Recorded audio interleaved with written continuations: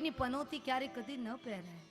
અરે તમે કોઈના ચપ્પલ પડ્યા હોય ને ચપ્પલ, એને તમે ઓળંગો ને, ધ્યાનથી સાંભળજો, શાસ્ત્રએ બતાવ્યું છે ચપ્પલ કોઈના પડ્યા હોય ને તમે એને ઓળંગીને ચાલો ને તો એ ચપ્પલની અંદર જે પહેરનાર વ્યક્તિનું જે કંઈ પણ વાઇબ્રેશનનો છે ને એ તમને ચોંટી જાય.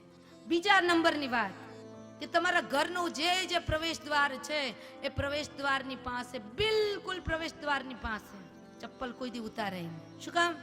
કે લક્ષ્મીજી, મેં કહ્યું તો ને સંધ્યાના ટાઈમે લક્ષ્મી નારાયણ આપણા ઘરે પરિક્રમા કરવા માટે આવે છે. આપણા ઘરની ડેલીમાં આમ ડોક્યું કાઢીને લક્ષ્મીજી જુએ જો કે આનું ઘરનું ફળિયું કેવું છે, તો હું અંદર જાઉં, ડોક્યું કાઢીને પહેલા વહેલા ચપ્પલ જો દેખાય ને લક્ષ્મીજી કે અહીં નથી જાઉં, ચાલો નારાયણ આગળ વધો. તો આપણો નંબર લાગ્યો હોય તોય ને વિઝામાંથી જતો હોય, પાસપોર્ટમાંથી કેન્સલ થઈ જાય. એટલા માટે કહું છું કે બીજાના ચપ્પલને ક્યારે ટચ પણ ન કરાય.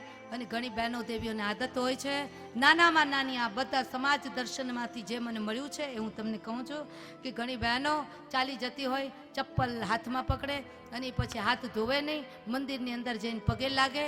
ચપ્પલ અંતે ભલે સોનાનું હોય પણ છે તો ચપ્પલ ને. તમે ભલે હાથથી ચપ્પલ પકડ્યું, કોઈ વડીલને આપ્યું, વડીલે પહેર્યો, વડીલને પહેરાવી દીધું, તો પછી તમે હાથ એને ધોઈ નાખો, પછી મંદિરની અંદર પ્રવેશ કરો.